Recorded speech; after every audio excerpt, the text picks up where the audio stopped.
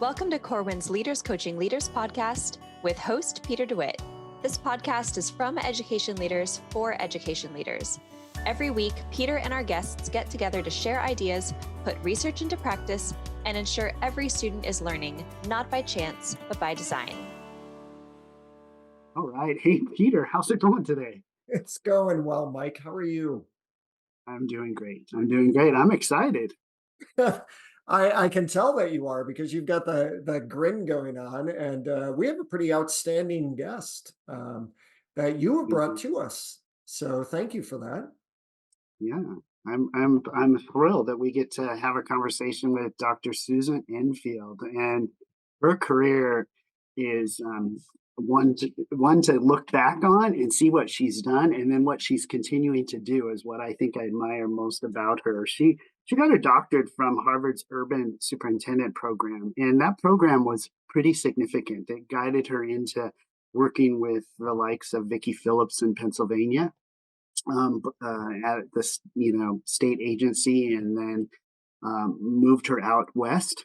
Vicki became superintendent in the Portland Public Schools, and Susan came up to work in our state of Washington, and was interim superintendent in Seattle. Moved to Highline Public Schools, where she had a long tenure as superintendent. Highline is located between Seattle and Tacoma, right in the area of SeaTac Airport. For those listening, and large school district, very diverse, and she set some initiatives and policy work that was just outstanding. And I don't know if you've officially met her. I know you just kind of know her a little bit, but it's going to be an outstanding interview. Yeah, and one of the things that I think of that I want people to listen to is just the idea of how she asks questions, because I'm kind of in the space right now about questions we ask, and she asks some pretty poignant questions about some really huge topics.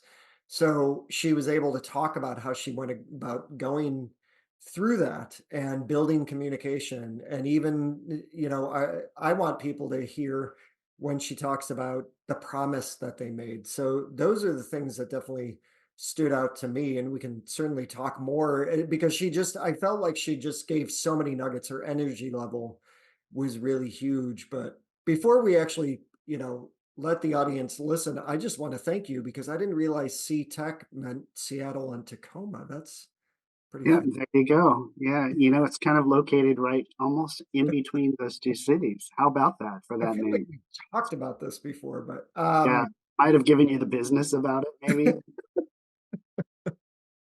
yes. So, well, I hope, I know people are really going to enjoy this. Picture yourself popularly known among staff members as the reliable go-to person who makes meaningful change happen. This is possible when you equip yourself with robust strategies and tools from Corwin's leadership workshops. Sign up today at corwin.com. All right, Dr. Susan Enfield, it is so great to have you on Leaders Coaching Leaders podcast today. We are thrilled to have you. Well, I'm thrilled to be here, Mike and Peter. Thanks so much. All right. Well, we're going to dive in. And, Susan, you and I have known each other for a bit. We were colleagues in the Puget Sound area, both as superintendents. And I have just an extreme admiration for you as a leader and as a person. And I watched you in your career before I really knew you. And I've heard about you. Your degree and doctorate is from Harvard. I was able to connect one summer just at Harvard, but some of the professors were connected to each other, and I heard of your name and just true admiration for you.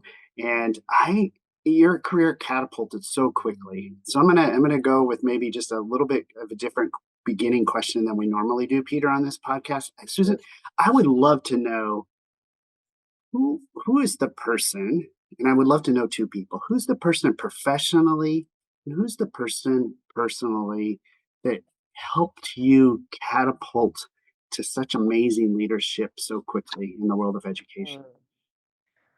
Well, I think that I'll start with the personal front. On the personal front, I would say my dad. My dad and I are very, very close, and he was always just so encouraging of whatever I wanted to do. And he worked so hard to enable me to pursue um, whatever dreams I had for myself.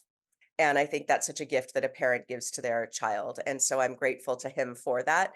He's not in education, he was an insurance broker. So, but he really has supported me on this journey and made it all possible. And he's also my biggest cheerleader and critic. I guarantee you he'll watch this and then give me a lecture on my audible pauses and the fact that I spoke too fast.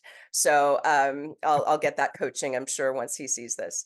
On the professional front, I've been so blessed to have incredible mentors all throughout my professional career, from Nick Ferentinos, my lead teacher when I was a student teacher, who Mm, taught me the best about teaching, to Vicki Phillips, whom I did my superintendent internship under.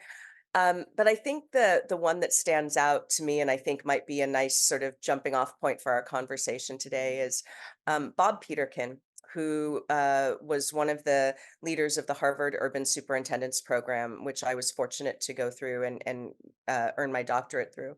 I'll never forget one day he said to me in one of our regular check-ins that, I was doing fine, but that I would never uh, be the leader that I could be if I didn't overcome my perfectionist issues. Ooh. And this is a true story. I literally, in all seriousness, looked at him and said, "What do you mean perfectionist issues? Nothing I do is ever good enough."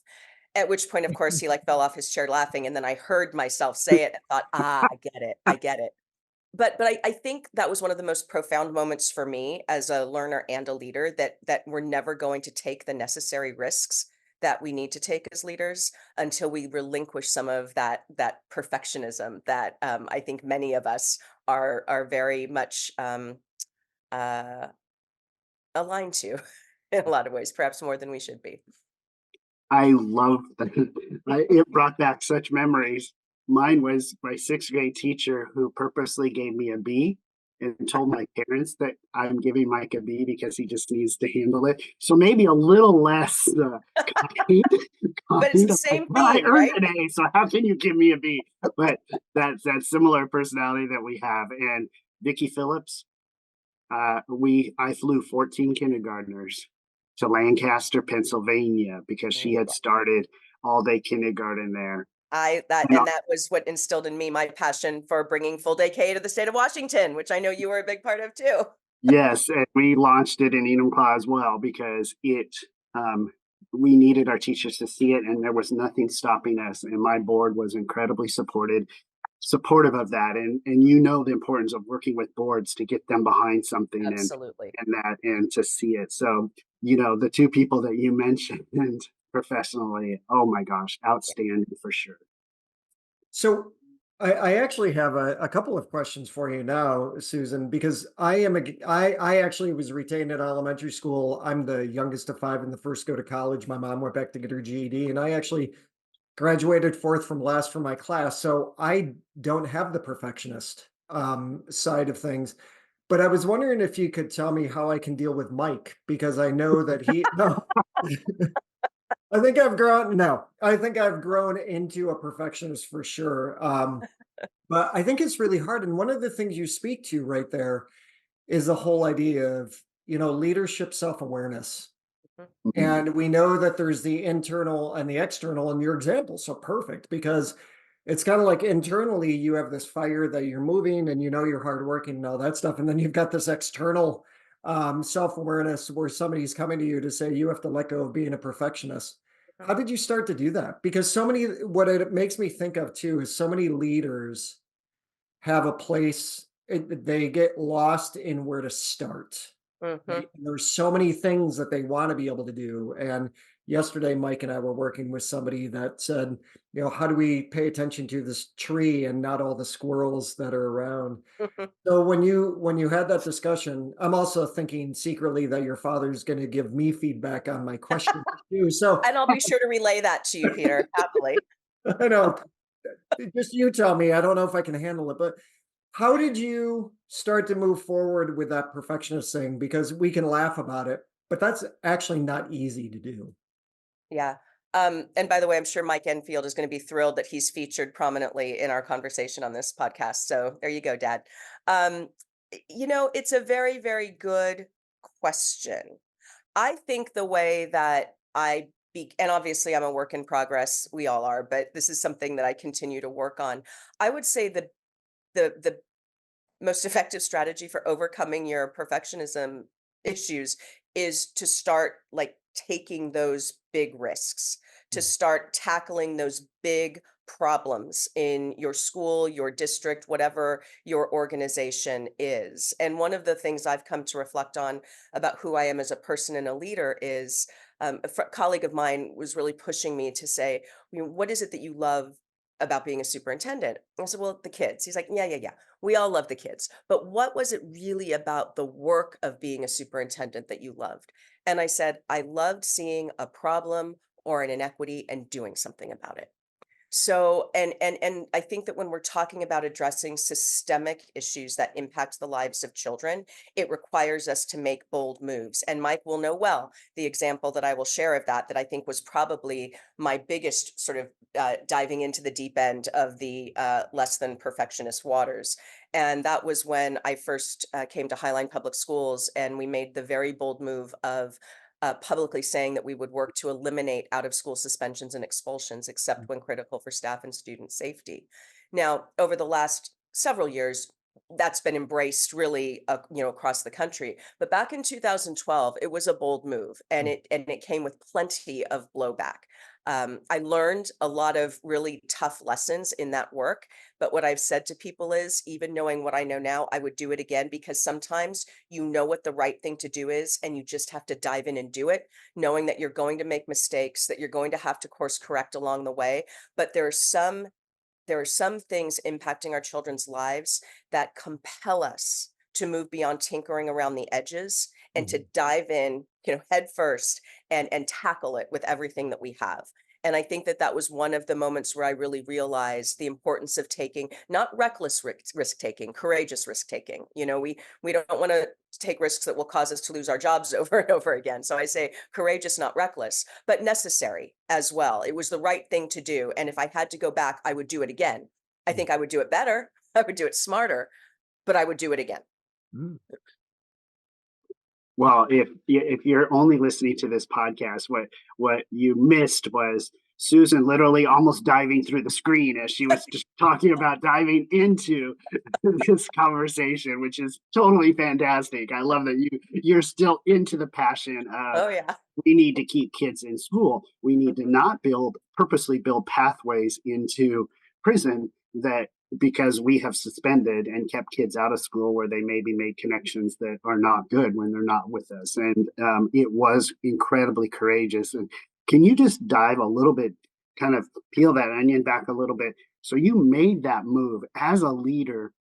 Not what were you thinking, but what were the leadership moves that you knew you had to make to build capacity? Because you came out, did you build enough capacity? Would you build more? How did you do that with, your fellow administrators, principals, staff, community?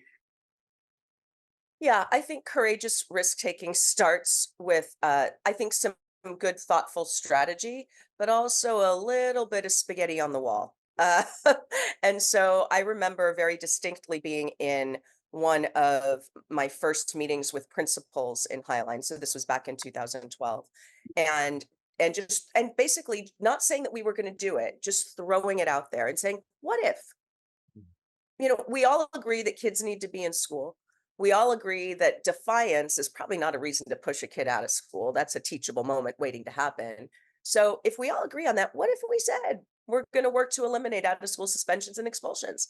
And of course, I was new. And so they were all still nice to me, right? Remember, when you're new, you've got the little honeymoon. So they're all thoughtfully and politely nodding. Mhm. What I found out later is that one of them, Karen Jones, one of my most favorite principal colleagues ever, was writing down in her book while she was nodding, WTF, this lady's crazy. And she told me that later. But I love that she told me that, because that was probably the appropriate response, right? I've been there a hot minute as their superintendent, and now I'm throwing out this incredibly bold, some would say impossible, goal for us to contemplate. But I think sometimes just throwing it out there without expectation and letting people wrestle with it for a while. And as we kept having conversations, everybody kept saying, yeah, that's the right thing to do. Now, the challenge is, how do we do it? But I think, first of all, Mike, it's getting people to agree that it's the right thing to do. Then you can grapple with the how, and that's where you have to do your coalition building and your communication. But getting people to say, we're going to do it because it's the right thing to do for kids. If you can get there, you can do anything. And I was blessed in Highline to work with just amazing educators who were willing to stand up and say, this is the right thing to do for kids. We may have issues and debate how we're going to get there, but we're going to do it because it's the right thing. I love that you were going through. Oh, sorry, Mike. You look like you want to do follow-up.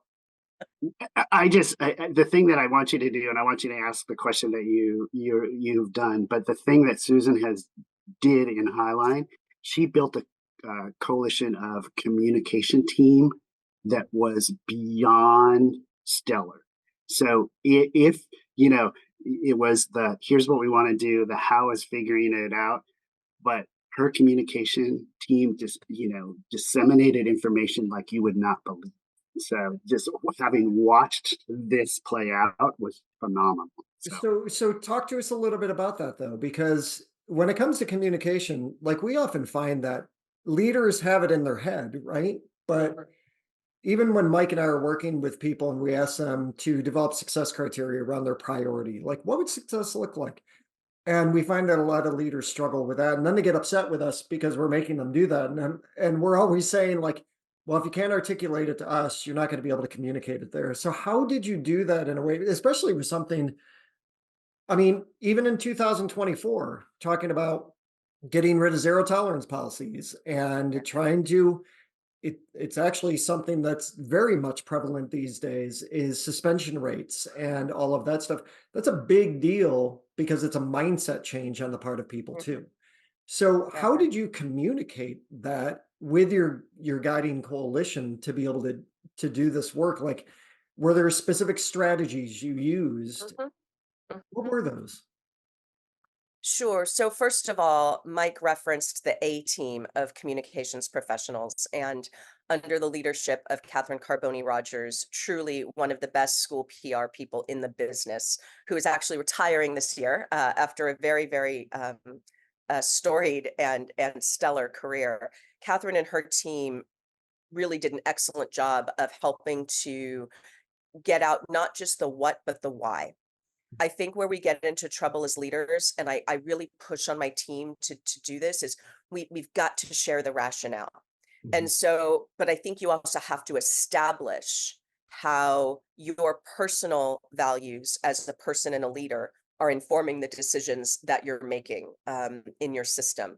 And so Mike will know that we developed in Highline the Highline Promise. And so what I said to people is, I think mission and vision statements can be pretty one-dimensional, but a promise implies action, right? This isn't just words on paper. This is something we're going to do.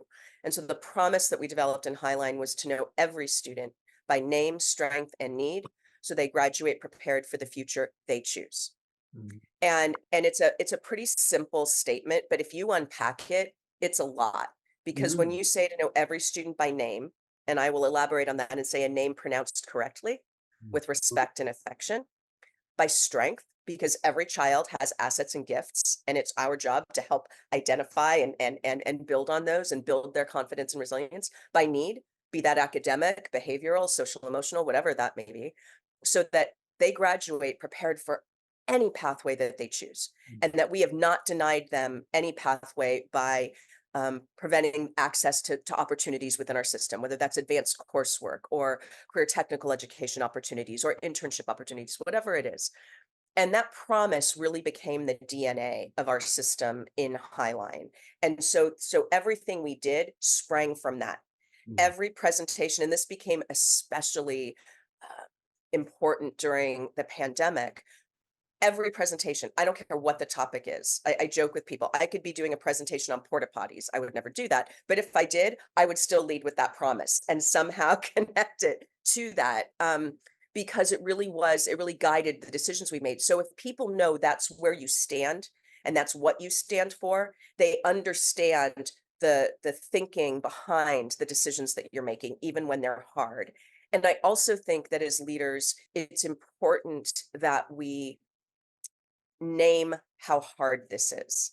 So I'm very, very vocal in sharing with people that the education equation is this: to do right by all children, we will make our lives as the adults harder. Mhm. And I say it again, to do right by our children, we will make our lives as the adults harder. Because if we are staying within our comfort zone and only doing that which is familiar, that which we have always done without critical self-examination and a sort of a cycle of continuous improvement, we're not doing right by our kids because we're not taking those courageous risks. We're not pushing hard to do what our kids need us to do. And so I will say that I'll never forget the first time that one of our community members at a board meeting used the promise against us and said, that decision is not knowing every student by name, strength, and need. And I was pretty rattled afterwards. And I was talking with Catherine, whom I talked about, my chief communications officer. And she said, no, it's good. This is good. She said, because people understand now that that is what we stand for. And Yeah. they're holding us accountable for it, as they should. Yeah. Hold us accountable to the right things, right? Which is ensuring that your child has that experience in our schools. And so it turned into, I think, a point of pride after the initial shock. I think I mean, that sounds amazing. And Russ Qualia, who has done a lot of work in student voice over the past few decades, he has researched, I think he surveyed well over 1 million students. And on one of the questions, does my teacher know my name? And 54% of the 6th through 12th graders said my teacher does not know my name. And there are teachers that will get upset and say, but I know their name. I just call them kiddo. I'm like, but they don't think you know their name. So whether you do or not, that's one thing. But the perception is, and you have to think about, how great is it when you walk into a building and people know your name when you're walking in, right? And to think about, just as a child walking into school every day and thinking that your teachers don't know your name or your principal doesn't know your name, that's really hard. So I think it's so great that that's something you focused on. And I would take it further. When I say pronounced correctly, I mean Yeah. that. I think especially for students who, and Highline was a richly diverse system. Yeah. We had students all over the world. I've had kids tell me that my teacher calls me by name, but mispronounces it. And I don't want to correct them because I want to be respectful. So it's not just, do they know my name? Are they pronouncing it correctly? Yeah. And it seems like a small thing, but it's not. And I think this gets down to sort of the human connection first. When I started teaching high school, I told my students the first day of class, I will know all your names before the end of the first week of school. And I didn't use seating charts, and I didn't say first and last, just first. I'm not that good. And I encouraged them to move around and not sit in the same seat, because how could I ask them to enter my classroom and respect me if I didn't afford them the most basic sign of respect, which is to know their names? And you don't learn that in a graduate classroom. That's something that is sort of who you are as a person. And I think every human being, regardless of age, has a fundamental need to be seen for who they are. Yeah, and I mean, I taught in city schools for the 11 years that I taught, so I completely understand where you're coming from, plus very diverse families. So what makes me sad sometimes is when you hear people, if you do mispronounce it and they say, oh, that's okay. I'm like, no, it's not. It's not okay. So, asking people to pronounce their name first is always important. Sorry, Mike. I feel like I could just I'm not purposely leaving you out. No, you. I was feeling bad that I jumped in because I agree. When you are gifted 20 or 30 minutes with Dr. Susan Enfield, you want to take advantage of it. So I get where you're coming I was from. going to mute Mike, but I thought that might be rude and people would actually see it. So I'm glad you're enjoying it, Peter, for sure. Let's shift just a little bit. I loved how you said that we need to know students, we need to respect students, we need to empower students, all of those pieces around students. What I have watched you've empowered me as a white male, and I appreciate that. And social media, and you've championed when we're doing some good work in Enumclaw or different recognitions, and value that. But what I have watched you do, sitting as a white male out there and watch you is the how you champion other women to rise up and lead at the very highest level in public education, which you and I both know the statistics are way too weighted toward men in terms of 75% at that highest level and 25% in terms of the superintendency and 25% women nationwide, and very similar where we live, Susan, in Washington State. So tell me a little bit about that drive to champion others and to build that legacy for yourself. Sure. So, just as luck would have it, I'm actually sitting here in Charlotte at the Women Leading Ed Summit. I'm on the board for Women Leading Ed, and one of the themes of Women Leading Ed is watch her rise, and this notion that we help one another rise as women in leadership in this profession. And I think because I've had so many amazing mentors, men and women alike, but I will focus specifically on the female mentors that I've had, who did so much for me that I just have felt that I now need to do that for the next generation of leaders. So, we talk, I think, a lot now about moving beyond mentorship to sponsorship. And what I think mentors are great. A mentor can share advice and commiserate and all that, but a sponsor actually takes action to help you advance in your career. And in some cases puts their own reputation and political capital on the line to do so. That is a true a true mentor, colleague, friend, what have you. And the example that I give, and I've shared this before, but when I after my internship with Vicki Phillips, she left Lancaster as the superintendent and then became the secretary of education for the Commonwealth of Pennsylvania, and I went with her as her executive assistant. And about 6 months in, she said, I'm going to be doing some reorganizing. And she said, I think I'm going to put you in charge of the Bureau of Curriculum and Instruction. And I remember distinctly, we were on an airplane flying to a meeting, and I was 34 years old at the time, maybe 30. No, I was 34. And you're talking about an organization that oversees 501 at the time school districts. And I said, well, I'm not sure I'm ready for that. And without skipping a beat, she said, I'm sure. And I say to women, find the people, female or otherwise, who will see in you what you might not see in yourself yet, and then pave a pathway and open the door for you to find out. And that's exactly what she did. And so I've then tried to do that for other women as I sit in the various seats that I'm in now, because I think that we need the most diverse sort of workforce we can get in education. And it's not that women lead better. In some cases, I think women lead differently. And we need sort of the biggest sort of breadth of leadership that we can find. And feel like my cold brain is probably coming as I feel like I'm rambling a little bit, but I just feel so strongly that I have a personal and professional obligation to advance women in leadership, and help them see in themselves what I see. I I love that. And one of the things that makes me think about is because on the podcast, we've had other interviews at times with people who've written books on women in leadership. And the podcast has been titled Women in Leadership. And my fear is men think, oh, I don't have to listen to that because it's about women in leadership. When in fact, men absolutely have to listen to that because it will give them insight into understanding how to actually do exactly what you're talking about, right? Which is supporting women. So, how does your work include that piece too? Mm.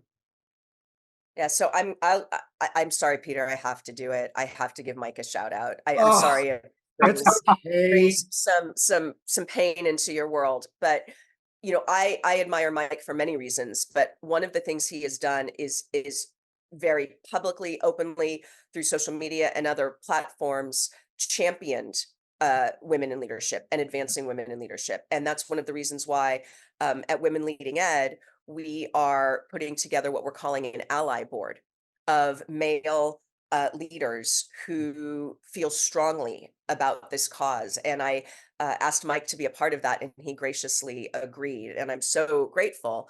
And our hope is that we, what we think this ally board will do is help amplify Mhm. our voice on this particular issue, inform how we collectively, men and women alike, can advance more women in these leadership roles. And I think, I hope, to your point, Peter, inspire our male colleagues to do things that will help the women on their teams Mhm. feel seen, feel supported, feel successful. And what are those moves, big and small, that we can take as leaders to do that? And I'll give one very small example, and it's an easy one. If and this is true for me, I had women on my executive leadership team who had small children. Mhm. And so if there was a board meeting and they didn't have an item on the agenda, I told them to go home. Mhm. Don't sit here. Go home. Go be with your kids. Or, have your partner be with the kids and go take a bath. Like, do whatever it is you need to do. But I'm not going to have you sit here just to sit here. Mhm. And those small things where we can say we see you and value that, yes, you are a deputy superintendent, or yes, you are a chief talent officer. You are also a mother, a wife, a partner, Mhm. whatever that. And I'm going to support that as well. Because the more we support people in their personal lives, the better they're going to be in their professional lives. And I think that Mike would um, probably have dozens of other examples of ways that we can do this. But I do think that this is a conversation we need to be having more across the board.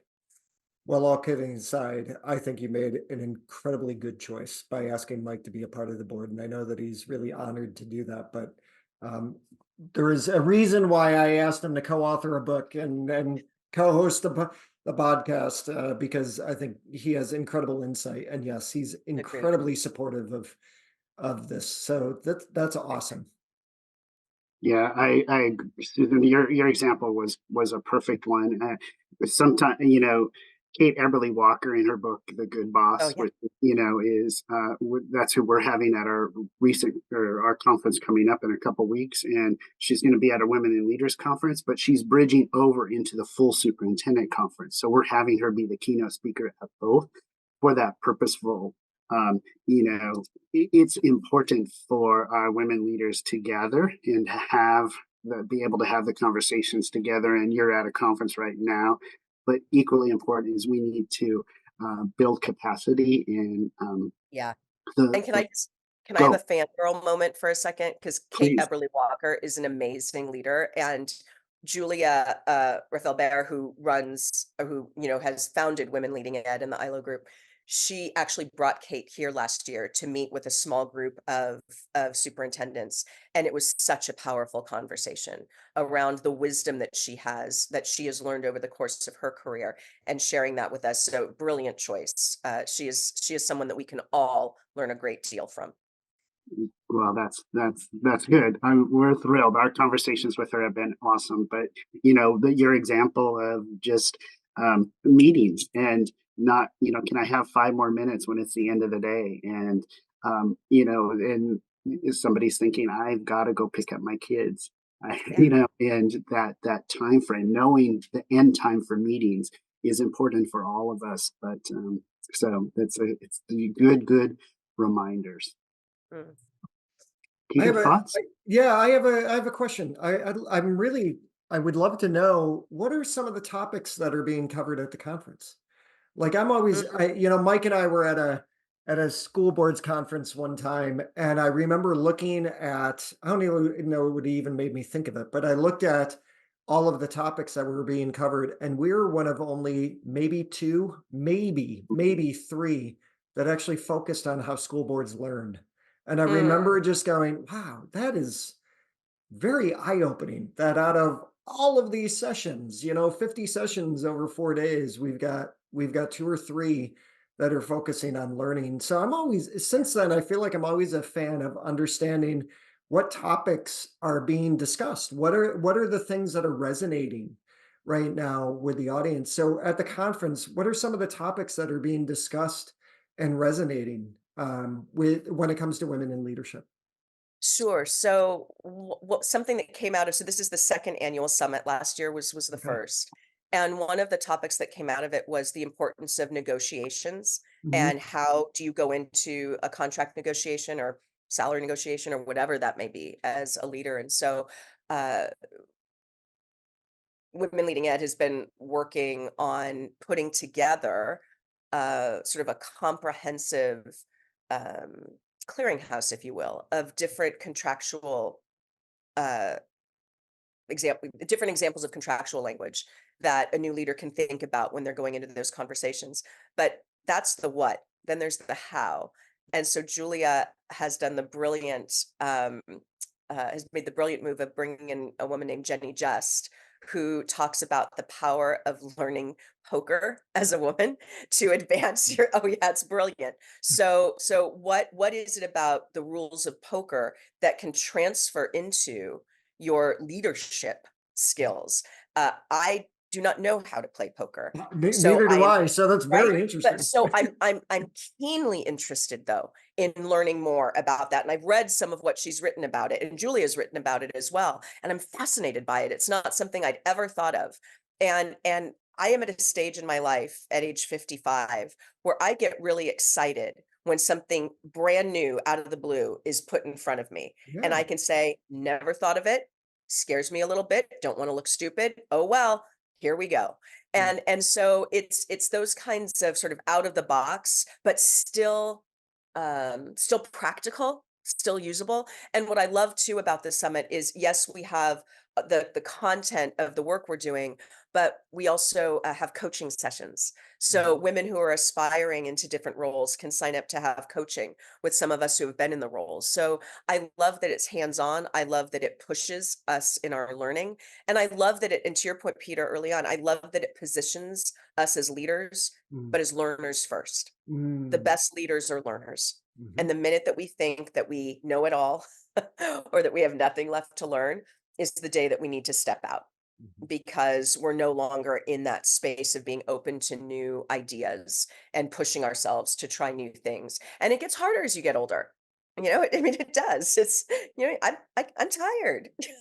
I mean, sometimes you just want to say, I just want to break. I want it easy, but I can't really do easy. It's just not in my DNA. No, and one of the things that I love about working with Mike, oh my gosh, I'm doing it now too,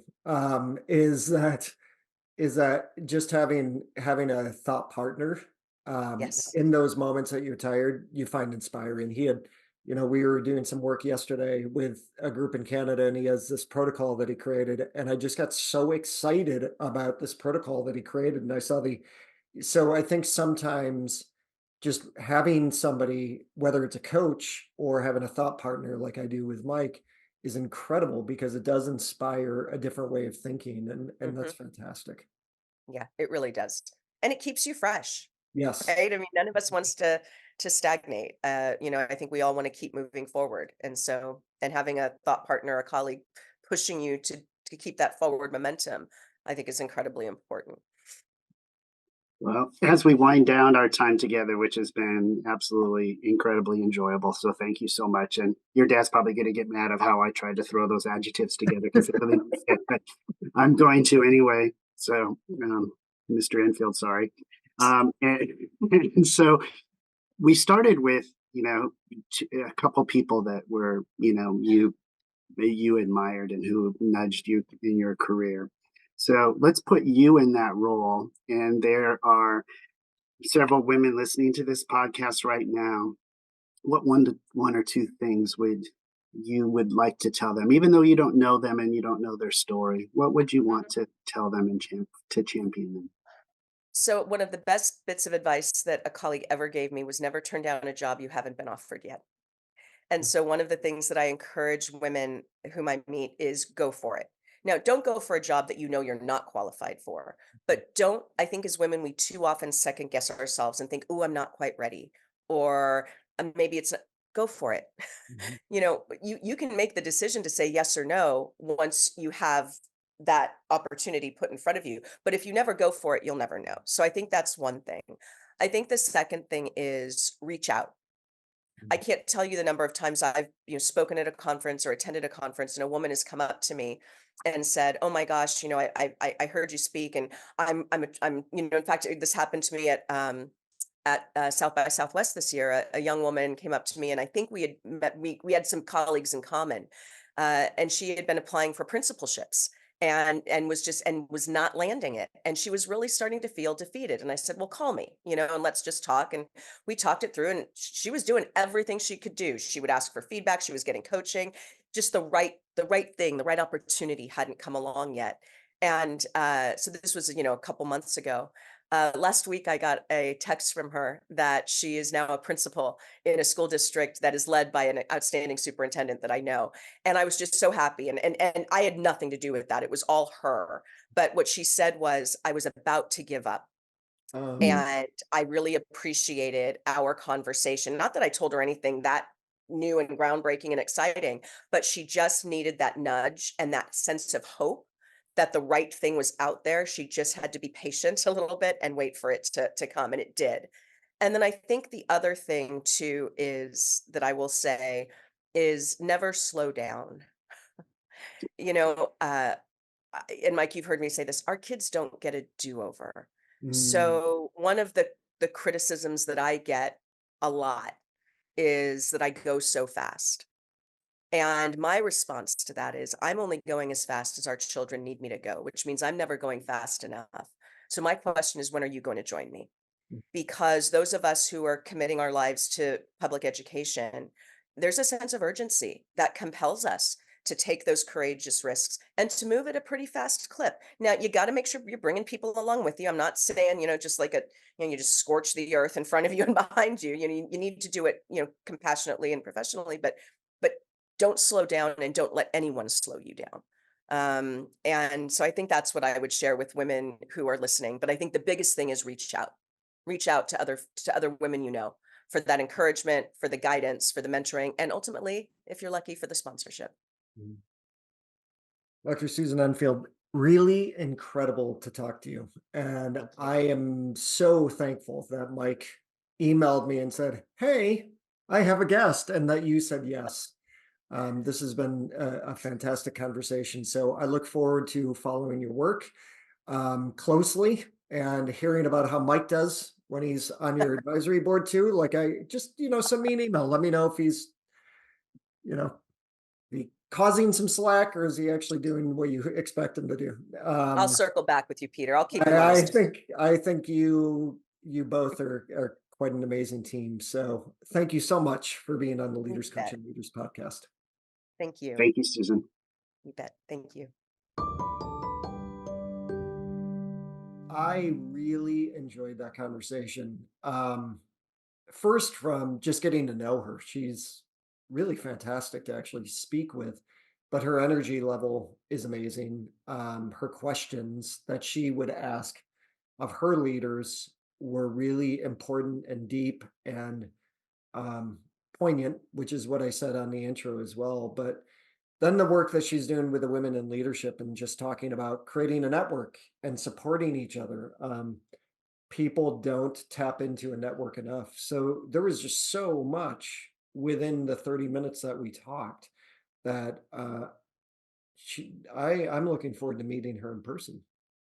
Yeah, I know. We get to do that soon. So I would completely agree that 30 minutes was packed with things. I mean, I'm still chuckling over her first when she talked about, a key person, professional person in her life, and the jarring moment of when are you going to overcome your perfectionism, and her reaction of I am, and then it was like catching herself. It's like that still resonates with me, and but how she took Huh. that in stride, and it really is sticking with her of okay, I need to overcome that. Yeah. Um, I'm still I'm still thinking about the fact that I was doing an interview with two perfectionists. So that's something that's really interesting. It's great when people can recognize those things, but her work with women in leadership and just what they're focusing on at the conference, because that's where she is presently when we were doing the interview. And then when I asked her about the whole, because I do like, I remember doing an interview, it was a couple of years ago, and the topic was women in leadership. And I remember thinking, oh my gosh, there are guys that are just going to think anything that says women in leadership is not something I need to listen to, when that's completely false. And it's not correct. It's the fact that you should lean in and listen even more. So when she started talking about the ally board, that was such a great example of how she's just trying to open up the conversation, right? And tap into the things that are most important. And I know I said it during the interview, and all kidding aside, I think she made a fantastic choice by asking you to be on the ally board, because you are, I mean, that word alone, we just, not even women in leadership alone, but you are an ally to so many. So I think you're a perfect choice for that. So congratulations on that. Thank you. I'm actually looking forward to the work and continuing to champion women to the highest level. And I, you know what I caught, and I think I'm going to try and shift my language a bit, Peter, is the organization's name is Women Leading Ed. Right. And I've always said, like you, the Women in Leader Initiative, Women in Leadership Initiative. And she talked about the language that we used and making sure that it's actionable. And Yeah. I think I'm going to start using Women Leading Ed when I talk about this initiative. So It sounds like you're making your own promise. And maybe maybe that's a good example of thinking about it that way, because it shouldn't just be an initiative, right? can I go back to her discipline? Can we talk a little bit about her, you know, no suspensions? Yeah, yeah. Oh my gosh, I can tell you that hit. Um, that was very public and on the news, and Oh, really? the Oh, I imagine ripples it were was. quite fascinating, living through that in the moment. But here's what I pulled out, and she didn't specifically say it, and I want to throw it to you and our listeners. So she talked about the leader. From what I took, was the leader is the what. And Mhm, so she's put out that discipline thing. And then she talked about, but the team is the how. So think through that discipline. mhm. But then we kept talking about it, and then we ended up in the communication. And I don't know if you caught this, but the communication is the why. Why? Yeah. So it's like, oh my gosh, I think she should write a book around that Yeah. type of Well, leadership. no, that's a perfect example. Yeah, I heard the what, but the why, I definitely, the why was what resonated with me, because I think so many leaders could learn from implementation, right? Because very often in implementation, that's where we make mistakes and we don't communicate the why enough. So yeah, I think that was definitely an important point. That's what I'm saying, is that we could talk for another half an hour about the important points that she brought up within the 30-minute interview. So um, And I think oftentimes leaders maybe get into the what and the how together. yeah, We're going to do the discipline, and this is how we're going to have yeah, no suspensions. And she just said, I kind of threw it out there. This is the what. Let that sit. But then generated the how with the team. And yeah. it's like, oh, maybe that's why. So Well, good times. Michael, I love these because it's really just kind of sitting back and it's like we're having a phone conversation. So um, it's I really enjoy these interviews. So to listeners, we hope you enjoy listening as well. So please make sure you're giving us feedback. We know that her dad, Susan's dad, will. So we just want to make sure that you're going to give us some feedback as well. But thank you as always for listening to the Leaders Coaching Leaders podcast. We're very grateful for that. And Michael Nelson, I am eternally grateful for you being a co-host. Always a pleasure, Peter.